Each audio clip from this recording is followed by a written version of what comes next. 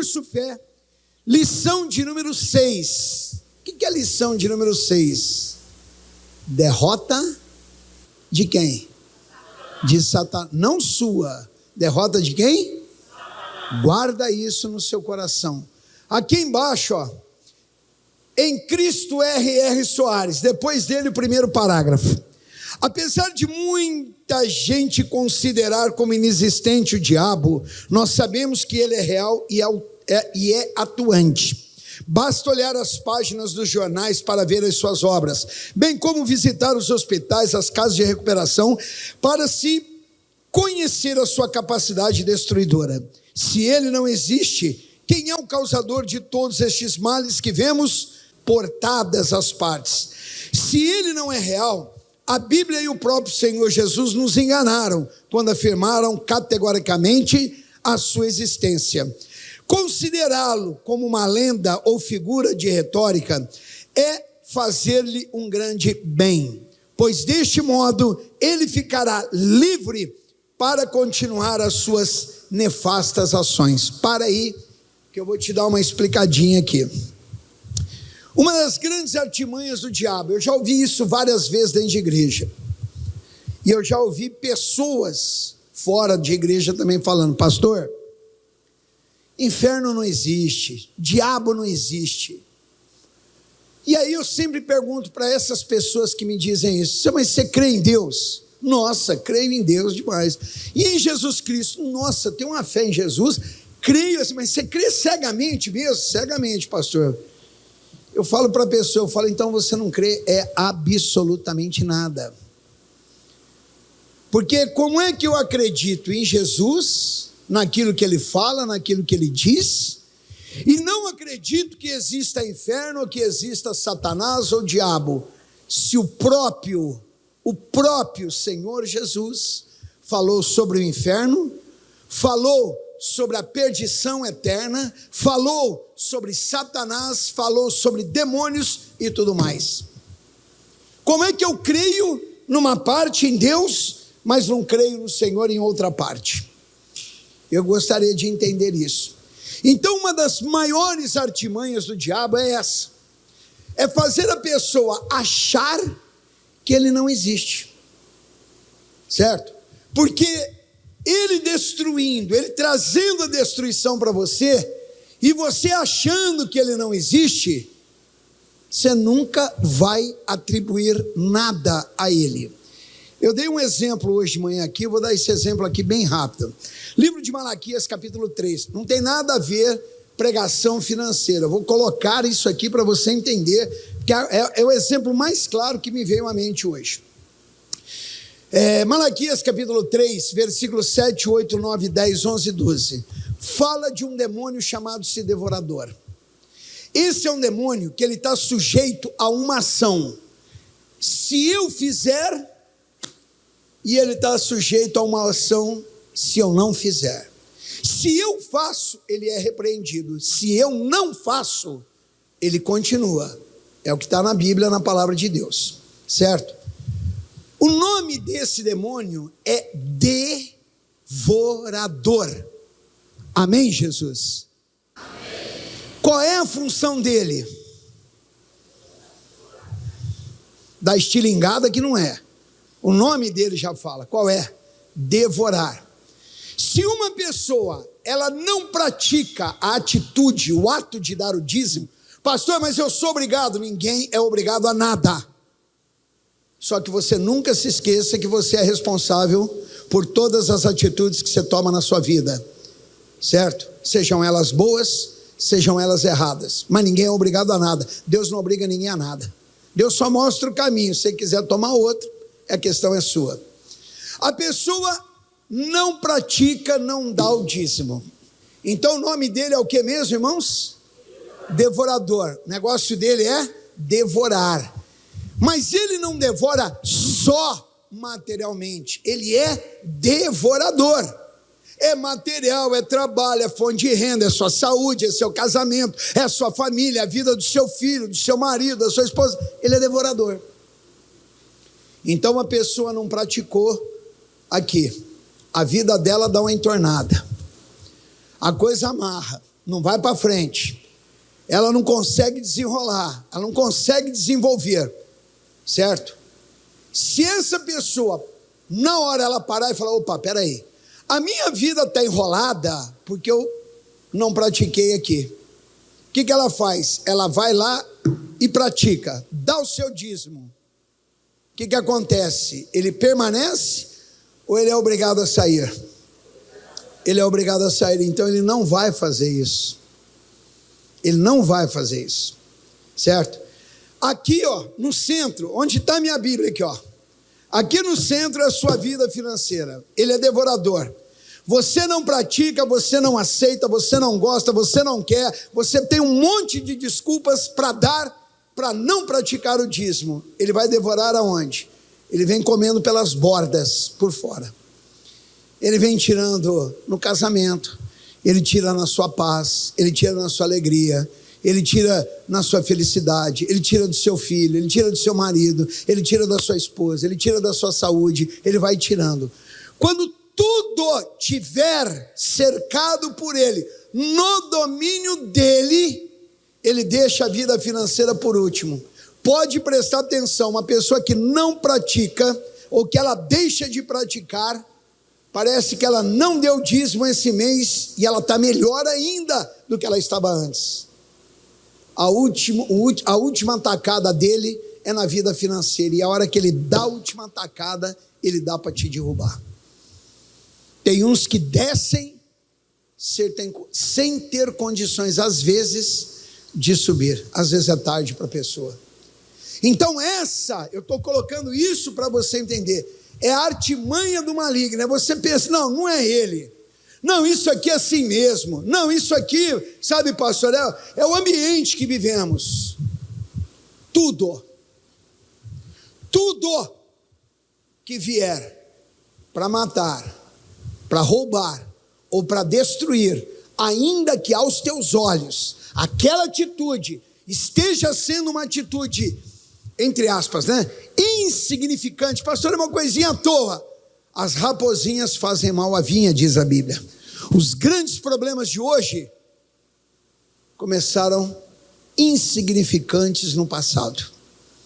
Então Satanás está aí, o inferno existe, ele quer matar, ele quer roubar, ele quer destruir, e eu te falei a semana passada, você tem que se conscientizar que a tua vida, você está no meio de uma batalha, de um lado Deus, do outro lado Satanás, e os dois lados querem a tua vida. Faça a opção para o lado certo, observe o que Deus fala a teu respeito sempre. Sua origem, qual é a origem de Satanás? Quem era Satanás? O pastor era um cara que andava por aí. Não, vamos ver o que a Bíblia fala dele. Satanás era originalmente um anjo de Deus. Seu nome, Lúcifer, o que leva a luz, portador de luz. Era um anjo glorioso, porém permitiu que o orgulho surgisse em seu coração, aspirou ser como o Altíssimo e caiu na condenação do diabo. Vejamos duas passagens bíblicas que falam deste ser. A primeira está em Isaías 14, do 12 ao 15, que diz assim, olha, como caíste do céu, ó estrela da manhã, filha da alva, como foste lançado por terra, tu que debilitavas as nações, e tu dizias no teu coração, eu subirei ao céu, acima das estrelas de Deus, exaltarei o meu trono, e no monte da congregação me assentarei, da banda dos lados do norte, subirei acima das mais altas nuvens, e serei semelhante ao Altíssimo, e contudo, levado serás ao inferno, ao mais profundo do abismo. Quem era Satanás? Ele era da classe mais alta de anjos que existe no céu, querubim. Vamos colocar no linguajar de hoje aí da rapaziada. O cara era o bambambam, para te falar o português claro, pra você entender quem era Lúcifer.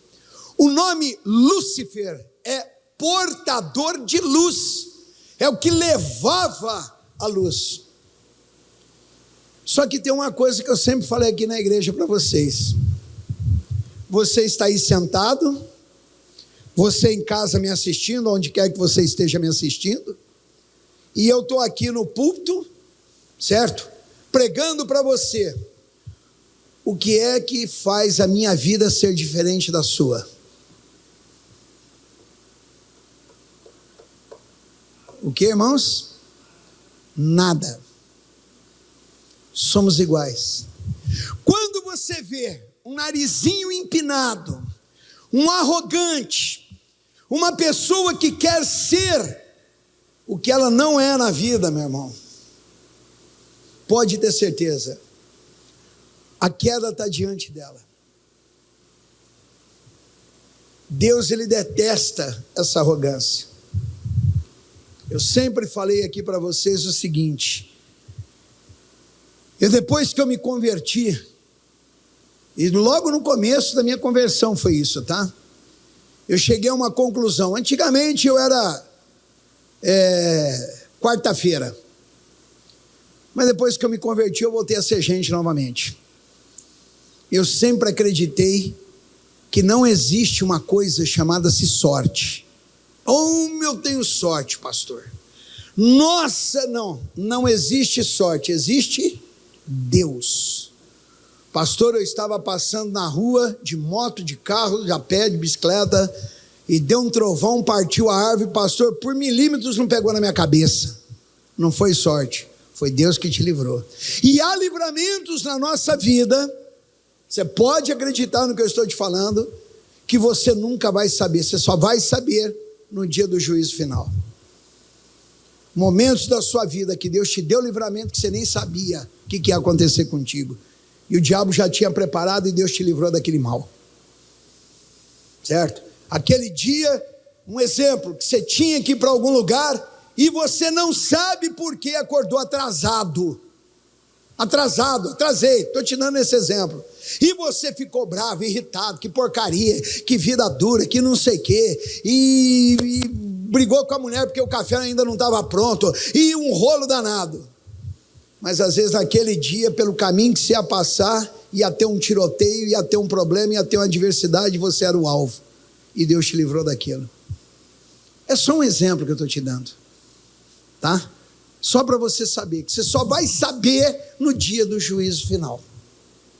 Então o cidadão, irmãos, era arrogante, sujeitinho aí era arrogante, narigão, se eu sou bacana. Depois nós vamos ver a outra passagem aqui que fala mais declarado como é que ele era, onde ele habitava, né? Eu sou o tremendo, eu vou colocar o meu trono acima de Deus, eu vou ser mais do que ele. Não vai, irmãos, não vai, por um único motivo: com Deus não se brinca e de Deus ninguém zomba.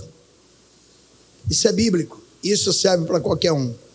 Ezequiel 28, do verso 12 ao 19, diz assim, olha: filho do homem, levanta uma lamentação sobre o rei de Tiro e diz-lhe: assim diz o Senhor Jeová, tu és o aferidor, olha quem ele era, tu és o aferidor de medida, cheio de sabedoria e perfeito em formosura.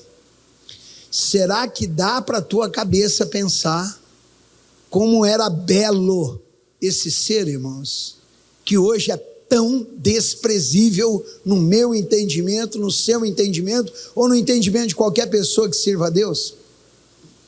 A ponto de ser colocado isso na Bíblia. Olha bem, perfeito em formosura. Deveria ser, eu não serei de falar, não. Falar que é bonito, que é lindo, que é até brincadeira. Era demais. Estavas no Éden, jardim de Deus. Toda pedra preciosa, olha bem, toda pedra preciosa era a tua cobertura. A sardônio, o topázio, o diamante, a turquesa, o ônix, o jaspe, a safira, o carbúnculo, a esmeralda e o ouro. A obra dos teus tambores e dos teus pífaros estava em ti. No dia em que foste criado, foram preparados. Tu eras o querubim ungido para proteger. Tu eras querubim ungido para proteger. Olha que coisa impressionante. E te estabeleci No monte santo de Deus estavas, no meio das pedras afogueadas andavas, perfeito eras nos teus caminhos, desde o dia em que fostes criado. Ele era perfeito nos caminhos dele, tudo que ele fazia era perfeito, não era bom, era perfeito, vírgula, até que se achou iniquidade em ti. Acabou. Perdeu aqui. Até que se achou o quê? Arrogância dentro de você. Até que se achou o quê? Que você quer ser mais do que Deus. Certo? E Deus conhece todas as coisas. Uma vez uma pessoa perguntou, falou: pastor, por que Deus criou o mal? Não, Deus não criou o mal. Deus não criou Lúcifer para ser Satanás. Criou Lúcifer para ser um anjo, querubim, que estaria ali junto com ele. Mas Deus não vai deixar a afronta por menos, irmãos. Deus é Deus. O resto é resto. Amém, Jesus? Sempre põe na tua cabeça. O resto, a própria palavra já definiu. É resto. Não tem mais.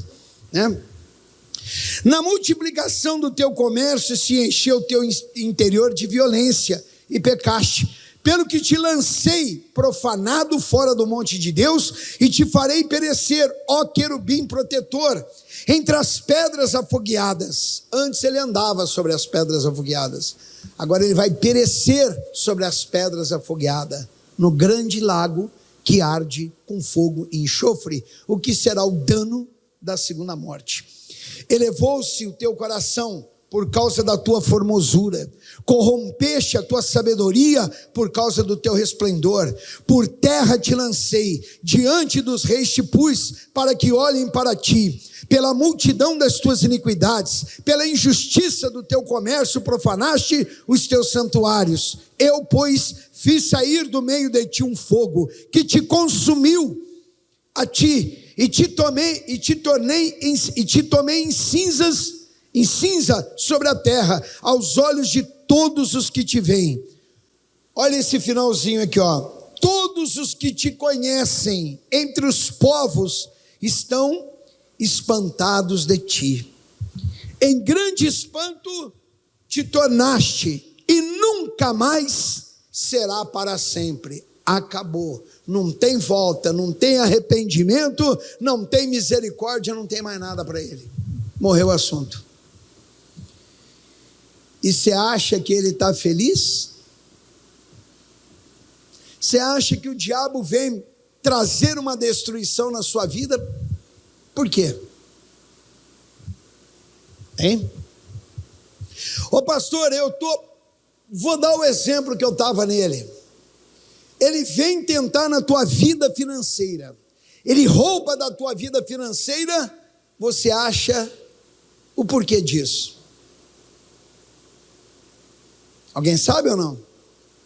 Então eu vou te explicar.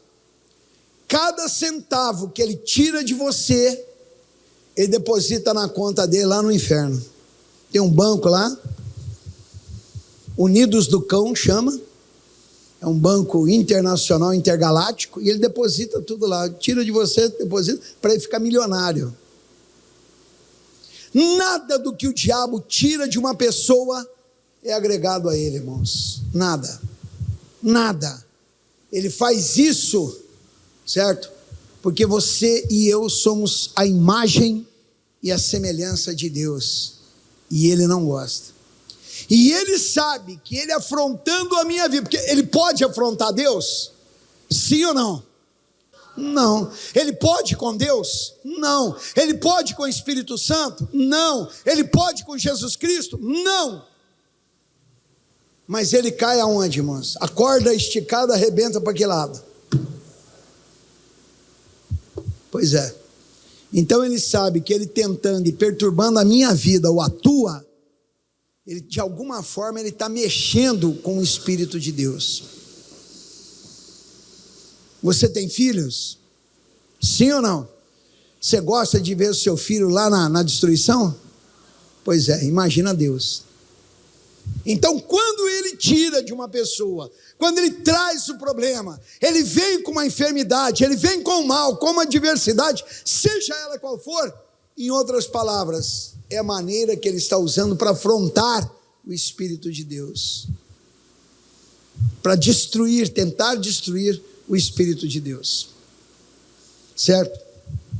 Como que o diabo entrou no nosso mundo?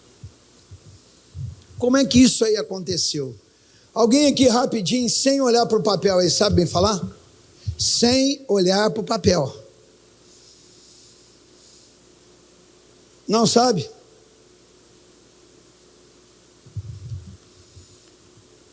Tem que ler Bíblia, né? Tem que ler Bíblia. Deus criou a terra e entregou ao homem. Para aí. No início criou Deus os céus e a terra era sem forma e vazia, e o Espírito do Senhor parava sobre a face das águas. Então ele criou Deus, e criou Deus, e criou Deus, e criou Deus, e Deus foi criando, fez o Éden, colocou todas as coisas, criou Adão, e do barro fez um boneco, soprou o fôlego de vida sobre ele, e viu que o Adão estava sozinho lá, e falou: Adão, eu vou te dar uma mulher.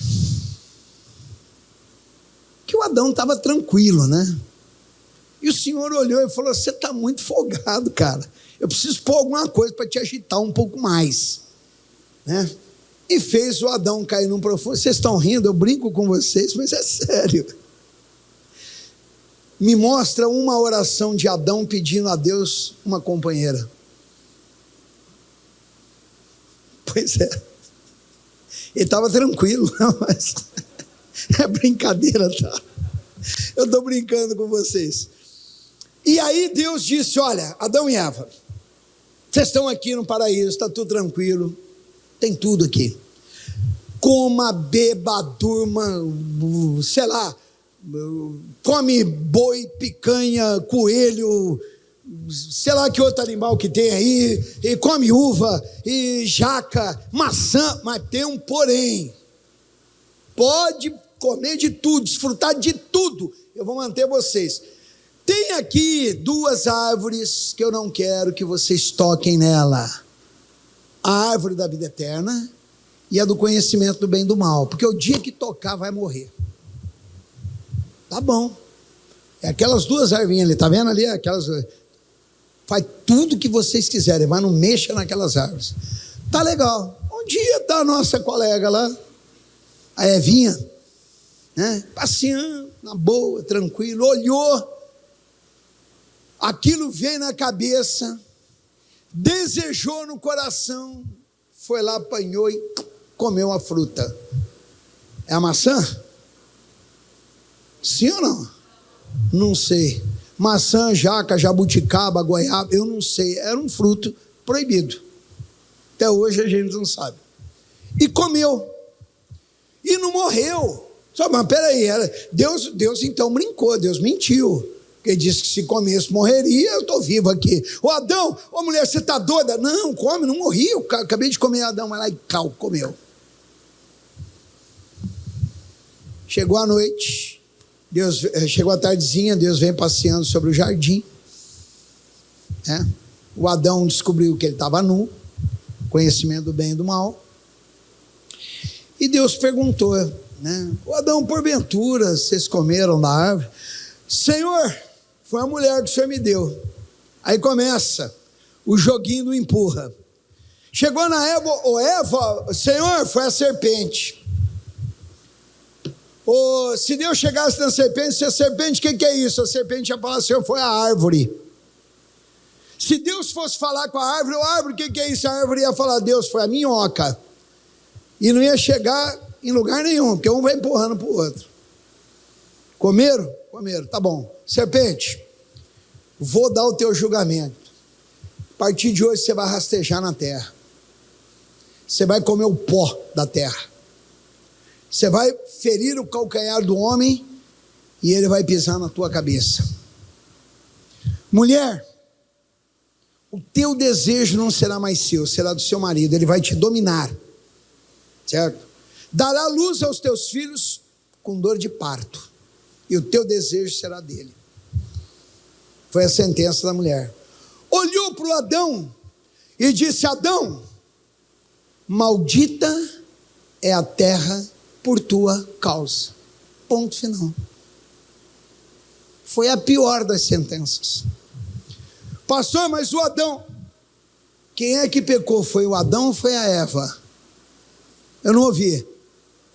A Eva. Mas você não ouve falar do pecado da Eva. Você ouve falar do pecado de Adão.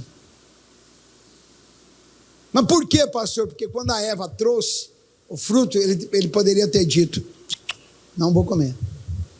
Você se vira com Deus, eu não. Não, mas eu não morri, problema é seu. Você morreu, você está vivo, está respirando, está de cabeça para baixo, problema é seu. Eu não vou tocar. Deus falou que não é para fazer, não é para fazer, e ponto final. Quando ele disse: maldita é a terra por tua causa, é como se Adão tivesse pego tudo isso e feito assim: ó, Satanás, é teu. Tanto é que no livro de Jó, quando houve a reunião dos filhos de Deus, veio entre eles Satanás, e Deus perguntou: Satanás, de onde vens? E ele disse: de andar e de rodear sobre a face da terra. Certo? Ele entregou, a entrada dele foi exatamente no pecado de Adão. Deus criou a terra e entregou ao homem, porém advertiu o Senhor ao homem que não lhe desobedecesse, comendo fruto de uma certa árvore, o que acarretaria sua morte. Apesar de ter sido advertido pelo Senhor, ao ser tentado pelo diabo, ele comeu o fruto. Diz a Bíblia: pelo que por um homem entrou o pecado no mundo, e pelo pecado a morte, assim também a morte passou a todos os homens, por isso que todos pecaram. Romanos 5:12. Por um homem veio o pecado, veio, mas por um homem também veio a salvação. A morte que o Senhor Deus se refere nesse versículo é a natureza de Satanás. Não é a morte física, é a separação de Deus, tá? Desde então, o diabo passou a ter livre trânsito na terra, realizando as suas terríveis ações. O pecado cometido de Adão deu-lhe o direito de agir nesta terra. A derrota de Satanás. Então ele começou e destrói aqui, traz lá e faz não sei o que, faz não sei o que. Peraí, Deus tinha que colocar um ponto final. Isso aqui tem que colocar um ponto final. Não dá. Como é que se deu a derrota do maligno? Porque eu ouço principalmente de homens e mulheres que se dizem ser de Deus: pastor, o diabo tem um poder. Que poder que ele tem? Eu quero saber qual é o poder que ele tem, porque nem poder de destruir ele não tem. Já te falei isso inúmeras vezes. A não ser que você dê a ele o poder para isso. Caso contrário, ele não tem. Tanto é que a Bíblia diz que ele anda ao nosso derredor, bramando como um leão, tentando a quem possa tragar.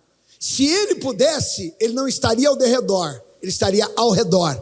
E se ele pudesse, ele não estaria tentando a quem possa tragar. Ele iria lá e pegaria a pessoa e destruiria de uma vez por todas. Como é que se deu a derrota dele? Esta situação durou até o nosso Deus ter se encarnado e vindo a este mundo, aniquilando o poder do diabo.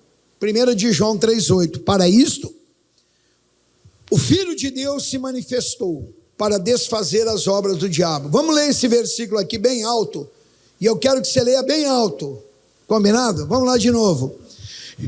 Para isto, começa aqui, tá? Então vai, já. O Filho de Deus para a vida de Jesus foi para quê? Pastor, estava tudo paradão lá no céu, entrou assim num ritmo que, então Jesus queria dar uma mudada. Negativo. Não, porque ele queria ter um nome num livro que seria o best-seller desde o primeiro que foi escrito, também não. Ele queria promoção. Ele não precisa disso, ele já tem toda que ele precisa e que ele quer. Amém, Jesus? Só tem uma coisa que Jesus veio fazer aqui: Para isso se manifestou o Filho de Deus, né? O Filho de Deus se manifestou para desfazer a obra de quem, irmãos? Para desfazer, olhem para mim, para desfazer a obra de quem? Você viu que eu engoli um S aí, né?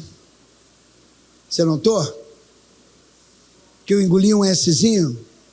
Então sempre presta atenção na leitura que você faz. Ele veio para desfazer as obras do diabo. Quais? Todas. Ele veio. Ele morreu? Jesus morreu ou não?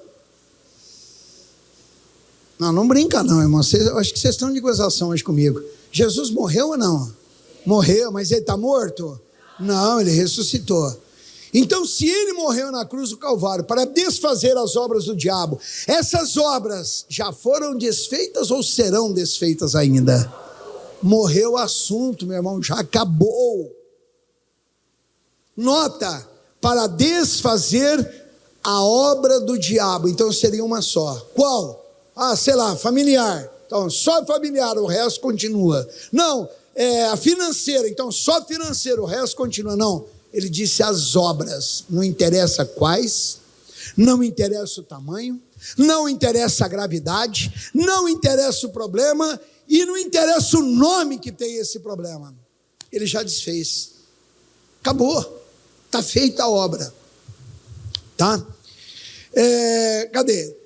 E Colossenses 2,15 diz assim, olha, e despojando os principados e potestades, os expôs publicamente e deles triunfou em si mesmo. Você sabe o que é isso? Eu vou te explicar. No passado, né, quando um rei vencia outro rei, ele pegava aquele rei, junto com os seus príncipes, certo? Com os maiorais do seu reinado, e punha eles para entrar na cidade como derrotado, humilhando ele. É o que Colossenses 2,15 diz. Os expôs publicamente, está derrotado. Isso para todo mundo. Satanás, além de derrotado, está humilhado. Ele está debaixo dos nossos pés. Diga graças a Deus. Então ele não tem que continuar mais agindo na sua vida, tá certo? Estas escrituras nos informam que o Senhor Jesus destruiu todas, olha aí, no plural, as obras do diabo.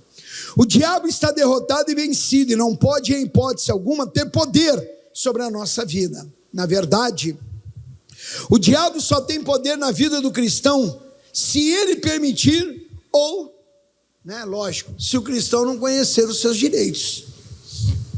Então olhem para mim, você vai deixar o diabo te destruir ou não? Sim ou não? Não. Mas você tem que, para não deixar, ter uma coisa chamada-se o quê? Conhecimento. Continuando aqui, escrevo-vos porque vencestes o maligno. Então é 1 de João 2,13. Ele disse, escrevo-vos. Está aqui na Bíblia. Tudo aqui está registrado porque você já venceu o maligno. Pensa nessa diversidade que te afronta, que está aí aparente diante de você. Não sei qual é a área da sua vida. Você já venceu isso, meu irmão. Pastor, mas o senhor tem que entender. Não vou entender. Se você quiser me explicar alguma coisa que não esteja dentro da Bíblia, você vai perder teu tempo comigo e eu vou bater de frente com você. Eu não vou aceitar suas ideias, eu não vou aceitar o seu fracasso, eu não vou aceitar a sua derrota e eu não vou compartilhar com as suas fraquezas. Eu vou dar ouvidos ao que a palavra de Deus diz. Uma vez uma pessoa me procurou para que eu orientasse, eu falando, não, pastor, porque a enfermidade, porque é o mal, porque eu estou sendo corrido, e eu batendo de frente. Pastor, o senhor não quer me ouvir? Eu falei, então para você primeiro para ouvir o que a palavra de Deus diz, que depois eu vou te ouvir. Agora, eu compartilhar com você aquilo que é errado, negativo. Tudo está aqui porque você já venceu. Você não é vencedor. Você é o que mesmo, irmãos? Mais que vencedor. Podemos confessar que triunfamos sobre o maligno. Pois quando aceitamos o Senhor Jesus como nosso Salvador, tudo que o Senhor fez, tudo foi lançado na nossa conta. Nós somos vencedores sobre o diabo. É assim que Deus nos vê. Repito, é assim que Deus nos vê. Amém? Amém, Jesus? Deus não te vê doente, Deus te vê curado. Deus não te vê na miséria, Deus te vê na superabundância. Deus não te vê angustiado, amargurado, Ele te vê feliz. Deus não te vê com tribulações, Ele te vê com paz, certo? É assim que Deus nos vê. O diabo foi eternamente vencido e derrotado quando o amor deu a sua vida por nós lá no Calvário. É bom se lembrar sempre disso, e toda vez que ele tentar levantar a cabeça para nos atacar, devemos repreendê-lo dizendo: derrotado, fora. Na minha vida não, eu não permito contradizer a palavra de Deus. Digam graças a Deus. Está dando para entender, irmãos? Sim ou não, igreja? Então vamos continuar. O que fazer quando o diabo nos ataca? Qual é a nossa atitude? Hein? Vamos ver aqui. Não devemos temer as ciladas do diabo. Isaías 54, 17 está escrito o que aí? Lê bem alto aí para mim, igreja.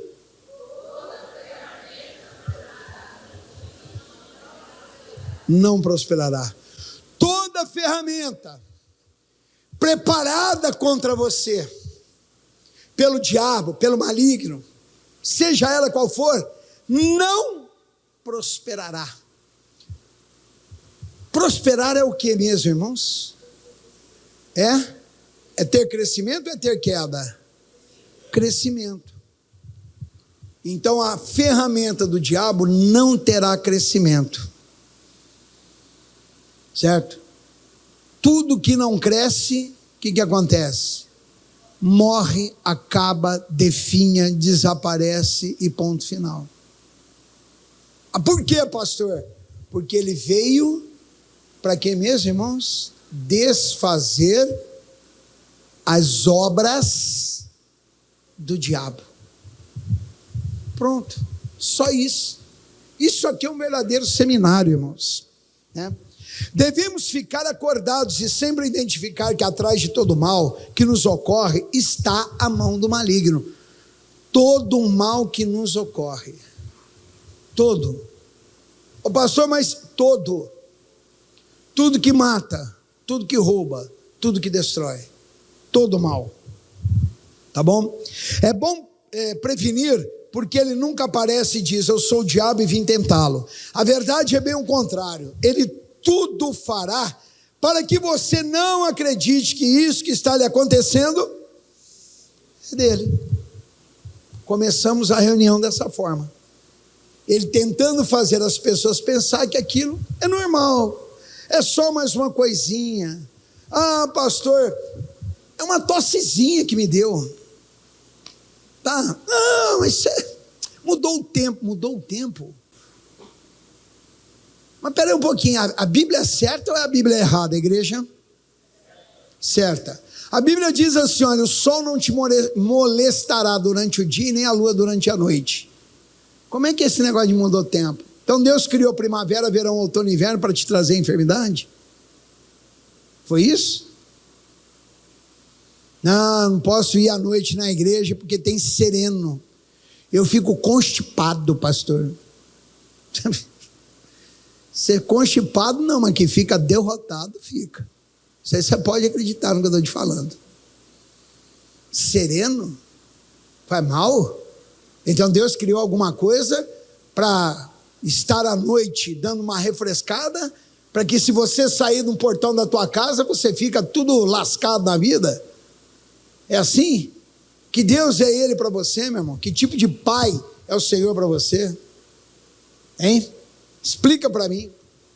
É uma coisa assim impressionante que a gente vê, né?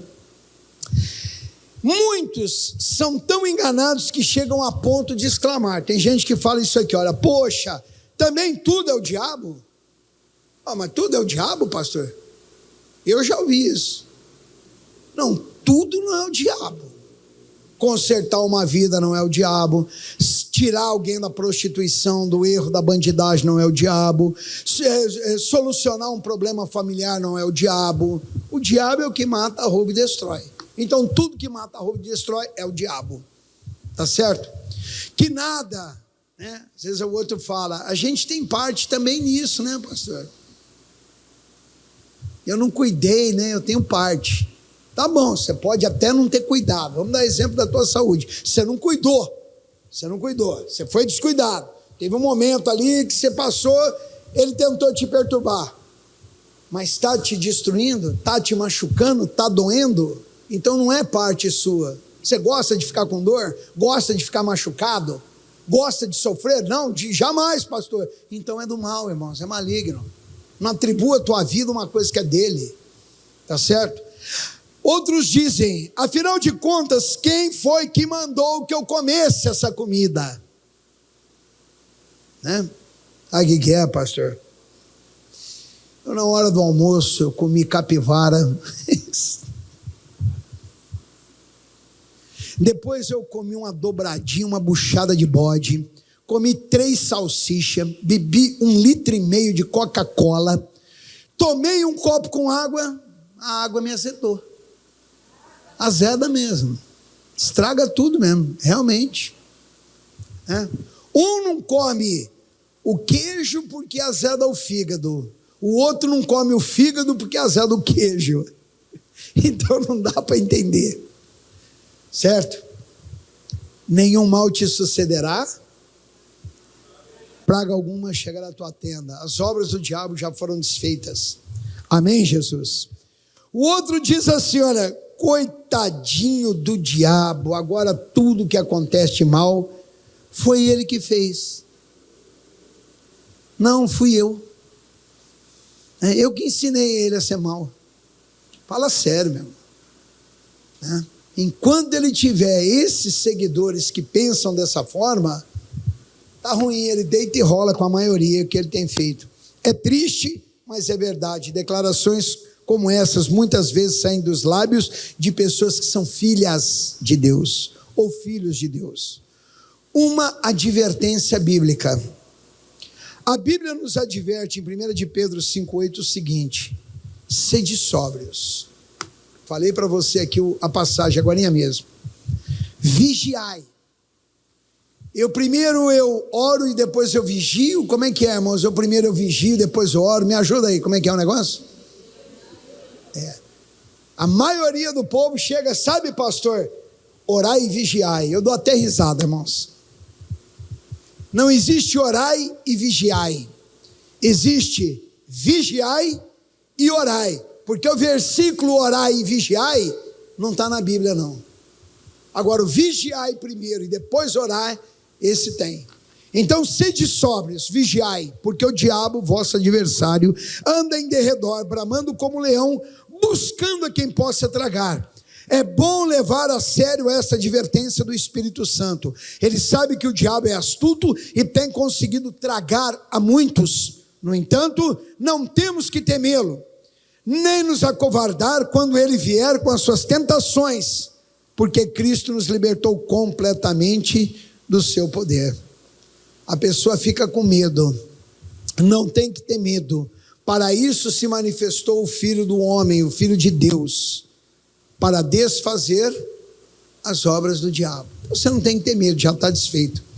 Também não precisamos ficar suplicando que Deus faça algo contra o diabo. Tudo que ele tinha que fazer já foi feito. Agora Deus não tem mais nada o que fazer com o diabo. Na mente de Deus, o diabo já foi vencido, derrotado. Ele nos recomenda, Gálatas 5:1, estai, pois, firmes na liberdade com que Cristo nos libertou. Agora é você mandar o mal embora, é determinar, é exigir a saída do mal, tá? Você não deve se sujeitar mais ao diabo. É seu dever se levantar e sair do cativeiro, pois através da obra de Jesus você já venceu o diabo. Faça com que o maligno ouça isto dos teus lábios. Já te falei, você quer invocar o maligno? Quer deixar ele invocado? Deixar ele arrepiado? Prega para ele. Cita para ele a palavra de Deus. Como fazer com a nossa redenção? Deus espera que aceitemos e passemos a agir como redimidos. O diabo sabe que tem que obedecer a todos que descobrem essa verdade. A Bíblia diz: porque fostes comprados por bom preço. Glorificai, pois, a Deus no vosso corpo e no vosso espírito, os quais pertencem a Deus. 1 Coríntios 6:20. Glorifique a Deus no teu corpo e glorifique a Deus no teu espírito. Amém, Jesus? Por quê, pastor? Porque o preço pago pela tua vida, pela minha, foi alto. Foi o sangue de um inocente, por mim e por você, ainda pecadores. Uma vez eu explicava isso na igreja, uma pessoa comentou comigo, disse: pastor, pecador, mas eu estou no caminho de Deus. Eu falei: mas antes de aceitar Jesus, quem era você? Você era um pecador. E ele pagou esse preço por você sendo pecador. Então você tem um alto preço. Você acha que é de graça que o diabo quer te perturbar, irmãos? Devemos exigir que a doença saia do nosso corpo, deixando livre. Pois como poderemos glorificar a Deus se o mesmo está sendo consumido pelas moléstias? Também devemos exigir que todo o pecado saia do nosso espírito. Senão nos será impossível glorificar a Deus em nossos corações. Quando Deus declara um fato, para ele é assunto, o que mesmo? Acabou, morreu o assunto, tem conversa mais, tá? Toda vez ele declarou, assunto encerrado. Toda vez que o diabo vier trazer qualquer mal, repreenda-o em nome de Jesus e mande dar-o fora. A nossa redenção é real, somos território liberto, a escravidão sobre a nossa vida terminou, o senhorio do diabo findou, agora temos um novo Senhor que nos comprou para Deus e nos fez mais que vencedores. Efésios 4:8, subindo ao alto, levou cativo o cativeiro e deu dons aos homens. É o poder que nós temos, é o domínio, é a autoridade a usarmos o nome do Senhor Jesus. Digam graças a Deus. Amém, Jesus? Nossa posição. Qual é a nossa posição hoje, irmãos? Como é que será que nós estamos, né? Temos aprendido nas lições anteriores que somos nós que fazemos a diferença. A nossa atitude é que determina o que realmente somos. Dizer da boca para fora que somos libertos das garras do maligno e não agir de acordo com a palavra de Deus, nada adiantará. Amém? Olhem para mim. Você acha que para um ser humano basta só ser homem ou tem que ter atitude de homem? Os dois, né? Tem que ser homem e ter atitude de homem. Porque senão não vale nada. Concordam comigo? Assim é com Deus. Eu tenho que ter atitude, tenho que agir dentro da vontade. Porque senão não vai adiantar nada. Eu estou na igreja, o pastor ora, jejua, fala, conversa, briga comigo, manda eu ler Bíblia 24 horas por dia, e não sei o que, aquele rolo todo, mas eu não faço nada e a minha vida está passando. Não resolveu nada, é tudo perdido, está tudo em vão. Mas se tomarmos ao pé da letra as afirmações que o Senhor faz a nosso respeito e começarmos a usar os nossos direitos, podemos ficar certos de que o nosso Deus não nos deixará sozinhos nesta luta. Bem ao contrário, Ele a tomará como sua e nos dará a vitória. A nossa posição é de completa derrota, irmãos? Vitória, completa vitória. Olhem para mim, a nossa posição é de quê mesmo, irmãos? Em qual área da vida? Todas as áreas da vida. Todas as áreas da vida.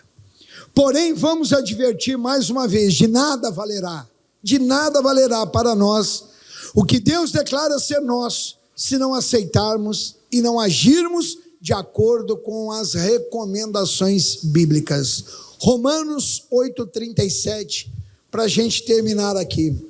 Mas em todas estas coisas somos mais que vencedores por aquele que nos amou. E aqui termina a lição de número 6.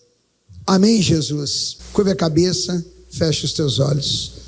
Inclusive você que está em casa. Pai, eu venho abençoar esta vida. Eu abençoo a vida destes meus irmãos que aqui estão e destes que estão em casa. E eu faço uma oração toda especial para esses amigos que estão em casa, onde quer que estejam me assistindo neste exato momento. Que toda ação do mal, que toda perturbação, que todo espírito perturbador que vem tirar a paz, a alegria, a tranquilidade desta pessoa, eu digo: diabo, tire as suas mãos. Não é um pedido, é uma ordem que eu lhe dou em o nome do Senhor Jesus. A Bíblia diz que ferramenta nenhuma preparada contra este meu irmão irá prosperar. O que não prospera tem que regredir. Então pega teu mal, saia dessa vida sem deixar nada para trás, nenhuma sequela.